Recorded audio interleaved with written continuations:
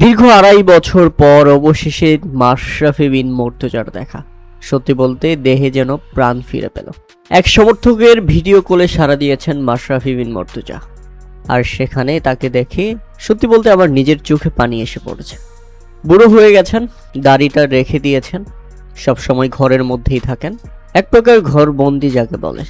তবে আমরা সবাই বিশ্বাস করি ক্যাপ্টেন মাশরাফি আপনি জানেন কিভাবে খাদের কিনারা থেকে দলকে উদ্ধার করতে হয়, তাই আপনি এটাও জানেন কিভাবে আবারও নড়াইলের মানুষদের জন্য রুখে দাঁড়াতে হয়, সেটা আপনি করে দেখাবেন। আপনি জানেন বাংলাদেশের সর্বকালের সেরা অধিনায়ক কিভাবে হতে হয়, যাকে ভালোবেসে মানুষরা নাম দিয়েছিল Narail express. Captain fantasy Bangladesh cricket দলের সাবেক অধিনায়ক এবং একজন সাবেক সংসদ সদস্য।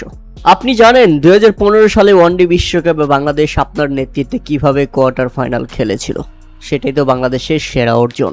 আপনি জানেন 2017 সালের চ্যাম্পিয়ন্স ট্রফির ফাইনালে এবং 2016, 2018 সালের এশিয়া কাপের ফাইনালে বাংলাদেশ খেলেছিল, কিভাবে বাংলাদেশকে ফাইনালে নিয়ে যেতে হয় সেটা আপনি করে দেখিয়েছেন।